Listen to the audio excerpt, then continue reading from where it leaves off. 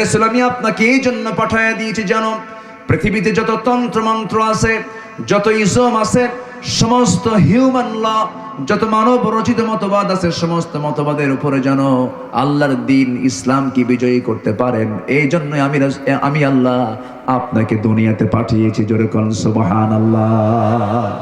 রাসূল বসে বসে নামাজ পড়বেন আর আবু জেহেলরা, আবু লাহাবরা রাষ্ট্র চালাবে, এটিকে মেনে নেওয়া যায়? আসতে বলবেন, মেনে নেওয়া যায়? মদের ফ্যাক্টরি থাকবে আর আলেমরা ওয়াজ করে শুধু বেড়াবে, এটিকে মেনে নেওয়া যায়? আমরা মদের আইন দেখতে চাই না, আমরা সুদের কারবার দেখতে চাই না, আমরা জিনার লাইসেন্স দেখতে চাই না। আল্লাহ কবুল করুন। জোরে বলি আমিন, আরো জোরে বলি আমিন। সফল যদি হতে চাই আগে লাগবে ঈমান। কি লাগবে বলেন?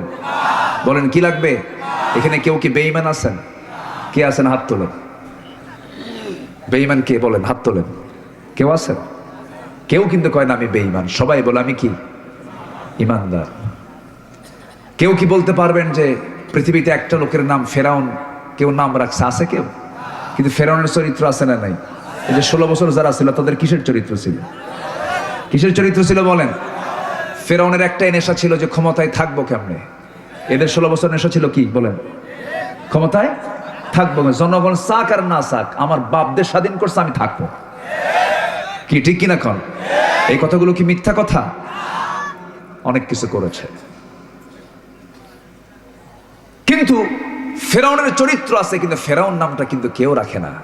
মুসার নাম আছে না নাই? এখানে মুসা নামে লোক খুঁজে পাওয়া যাবে না? ইব্রাহিম খুঁজে পাওয়া যাবে না? ইসমাইল খুঁজে পাওয়া যাবে না? দেখি ইব্রাহিম কে আছে? হাত তোলেন। ওই যে শাহজাদপুরের ইব্রাহিম, ওই যে ইব্রাহিম, গাড়াদহ ইব্রাহিম। ইব্রাহিম আছে, মুসা আছে, ঈসা আছে, দাউদ আছে, এরপরে ইসমাইল আছে, মুহাম্মদ আছে, জাকারিয়া আছে। ফেরাউন দেখি একটা তোলেন, হাত তোলেন। ফেরাউন আছে? ফেরাউন নামে কেউ আছে? ফেরাউন নামে নাই, হামান নামে নাই। কেন জানেন? এরা ছিল স্বৈরাচার। এরা কি ছিল? কি ছিল? কি ছিল বলেন? স্বৈরাচার। স্বৈরাচারের নাম কেউ রাখে না। নিজে স্বৈরাচার হলেও ওর নাম স্বৈরাচার মানে ফেরাউন রাখবে, কারণ স্বৈরাচারও স্বৈরাচারকে পছন্দ করে না, মুনাফিকও মুনাফিককে পছন্দ করে না। কত জুলুম করেছে আমাদের উপরে। এই মাহফিল আজকে চলছে, বলেন তো এটা কি সম্ভব ছিল? বলেন কতবার যে পুলিশ টহল দিত আর এসে বলতো নাশকতার আশঙ্কা, যে কোনো মুহূর্তে এখানে বোমাবাজি হতে পারে। কি যে নাটকগুলো দেখলাম। এখন নাটক আর নাই। 1.5 বছর একটা জঙ্গি অভিযান নাই, কারণ এই নাটক থাকবে কেমন? নাটকের যিনি নাট্যকার তিনি এখন মামু বাড়ি দিল্লি গিয়ে বসে আছে। রাগ করতেছেন নাকি আপনারা? জেল খাটছি তো, কথা তো শুনতে হবে কিছু। বসে বসে শোনেন।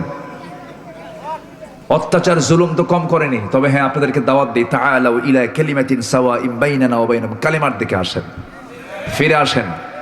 আপনি দেশে পড়ে আছেন, নেতা কিন্তু পালায়ে গেছে। যে নেতা পালায় সে প্রকৃত নেতা হতে পারে না। ইতিহাস থেকে শিক্ষা নিতে হবে। মুসলমান পিঠ দেখায় না বুক দেখায়। মুসলমান পিঠ দেখায় না বুক দেখায়। বুক দেবে, পিঠ কখনো দেবে।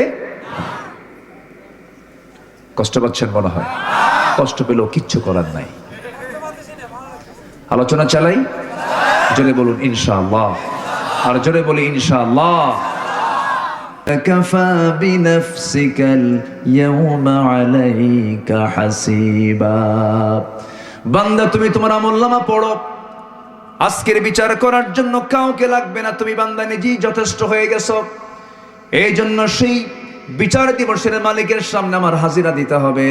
কোনো ফাঁকিযোগী চলবে না, কোনো ফাঁকিবাজিও চলবে না। সে আল্লাহর সামনে আমার হাজির হতে চাই, বাম হাতের আমলনামা নিয়া না ডান হাতের আমলনামা নিয়া। কোন হাত বলেন? কোন হাত? কোন হাত? ডান হাতের আমলনামা। বাম হাত হলো মদ, জেনা, সুদ, ঘুষ, হিংসা, লোভ, এই সমস্ত কাজগুলো হলো বাম হাতের কাজ। আর ডান হাতের কাজগুলো হলো আল্লাহ রাব্বুল আলামিন যত ফরজ হুকুমগুলো করে দিয়েছেন, ফরজ হুকুমগুলোকে লালন করা, বিনয়ী হওয়া, সত্যের পথে টিকে থাকা, মিথ্যার কাছে না যাওয়া, নামাজকে সঠিকভাবে আদায় করা, রোজাকে ফলো করা, টাকা থাকলে হজে যাওয়া, যাকাতটাকে ফরজ মনে করে আদায় করা। আমার বন্ধুগণ, এবং জমিন আল্লাহর দিন কায়েমের জন্য প্রাণান্তকর প্রচেষ্টা করা। আমার নবীজির দাঁত শেষ জীবনে ঠিক ছিল না ভেঙ্গে ছিল? বলেন বলেন, ঠিক ছিল না ভেঙ্গে ছিল? শেষ জীবনে কোমরটা ঠিক ছিল না ভেঙ্গে ছিল? ভেঙ্গে ছিল। নবীজির শেষ জীবনে দুটো দাঁত ভেঙ্গে গেল, কোমরটা হারায় ফেললেন। গোটা শরীরের মাথা থেকে পা পর্যন্ত ক্ষত বিক্ষত চিহ্নগুলো বিভিন্ন জায়গায়, খোঁচা খোঁচা পাথরের আঘাতে রসুলের গোটা দেহে বিভিন্ন চিহ্ন প্রকাশ পেয়েছিল। কেন হয়েছিল? কি জন্য হয়েছিল? যে নবীর মাথায় সূর্যের তাপ যেন না লাগে। আল্লাহ রাব্বুল আলামিন সূর্যের আলোতে রাসূল যখন হাঁটতেন সেই সময় এক খণ্ড মেঘ সূর্যের নিচে আমার আল্লাহ তাআলা রেখে দিতেন। যে রাসূলের এত সম্মান, মা আমেনা বলেন, আমার শিশু মোহাম্মদ যখন আমার গর্ভে আসে নাই, কূপের পানি তুলতে নিয়ে দড়ি লাগতো, অনেক নিচে পানি থাকতো। যেদিন আমার পুত্র মোহাম্মদ যখন আমার গর্ভে চলে আসে, পানি তোলার জন্য দড়ি লাগে নাই, উপচে উপচে কূপ থেকে পানি গড়ে গড়ে পড়ে গেছে। এত সম্মানের নবী, এত মর্যাদার নবী, যে নবীকে সাইয়্যিদুল মুরসালিন বলা হয়। আমার নবী যে ইসরা করবেন, আমার নবী যে মেরাজ করবেন, হারাম থেকে আকসায় চলে গেলেন, মসজিদ আকসায় গিয়ে দাঁড়িয়ে আছেন। জিবরিল আমিন বলছেন, ইয়া রাসূলুল্লাহ, আপনার সম্মানে আল্লাহ রাব্বুল আলামিন আজকে সমস্ত পয়গম্বরকে বাইতুল আকসায় হাজির করে দিয়েছে। আপনি নামাজ পড়াবেন, আমার নবী যে মুসাল্লায় দাঁড়ায় সমস্ত নবীদের দায়িত্বে ইমামতের দায়িত্ব পালন করেছেন। জোরে বলুন সুবহানাল্লাহ। এত সম্মানের নবী, এত মর্যাদার নবী। মা আমেনা যখন শিশু পেট থেকে পৃথিবীতে চলে আসলেন, সন্তান যখন ভূমিষ্ঠ হয়ে গেল, মার কষ্টের পরিমাণ বেড়ে গেল। কারণ সন্তান ভূমিষ্ঠ হওয়ার পর সন্তান যার কোলে তুলে দিবেন সেই স্বামী দুনিয়াতে নাই। বড় কষ্টের পরিমাণ বেড়ে গেল। সন্তান কোলে নিলে হাওমাও করে কান্দেন মা আমেনা। চিন্তা করলেন কি, মা আমেনা সন্তানকে কোলে নিতেই পারছেন না, বারবার সেন্সলেস হয়ে যাচ্ছেন। একদিন আবু তালেব বলছেন, ভাতিজা মোহাম্মদ, আজকে তুমি নবী হয়ে গেছো। ঠিক আজ থেকে বেশ কিছুদিন আগে যখন তোমার বয়স মাত্র 3 দিন 3 রাত তোমার বয়স হয়েছে, একদিন আমি কি তোমাকে দেখতে গেলাম, তোমার অবস্থা দেখার জন্য তোমাদের বাড়িতে ঢুকলাম। চাঁদনি রাত, আমি দেখতে পেলাম তোমার মা তোমাকে টাইম দেয় না, তোমার মার চোখে পানি, বারবার হাওমাও করে কাঁদতেছে। তোমাকে খোলা আকাশে, চাঁদনি আকাশের নিচে শুয়ে রেখেছে, তোমার পাশে কেউ নাই। সেই সময় আমি দেখতে পেলাম তোমার পাশে কেউ নাই। তো কি হয়েছে? আমি দেখতে পেলাম, কতটুকু সত্যি জানি না, তোমার ডান হাতটা যখন বাম দিকে নিয়ে যাও, চাঁদটা বাম দিকে চলে যায়। তোমার বাম হাতটা যখন ডান দিকে নিয়ে যাও, চাঁদটা বাম দিকে ডান দিকে চলে যায়।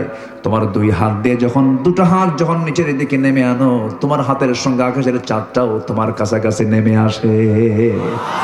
রাসূল বলছেন, চাচা, জন্মের পূর্বে আমি আমার বাপকে হারাইছি। আমার মা স্বামীকে হারানোর বেদনা তীব্র থেকে তীব্রতর হলো কখন? যখন আমার জন্ম হয়ে গেল। কোলে তুলে দেওয়ার, কোলে নেওয়ার মানুষ নাই। আমার মা আমাকে সময় দিতে পারেন না, কষ্টের মাত্রা বেড়ে যায়। সেই কষ্ট দূর করার জন্য মহান রব্বুল আলামিন আকাশের চাঁদটা আমার জন্য খেলনা বানায়া দিয়েছিলে। সেই নবীজির শেষ জীবনে কি দাঁত ছিল নাকি? আজ থেকে দাঁত ছিল নাকি? 2টা দাঁত চলে গেছে, কোমর চলে গেছে। নবীজির মাথা থেকে পা পর্যন্ত ইনজুরি, প্রত্যেকটা জায়গায় চোখা চোখা পাথর মেরেছিল তায়েফে।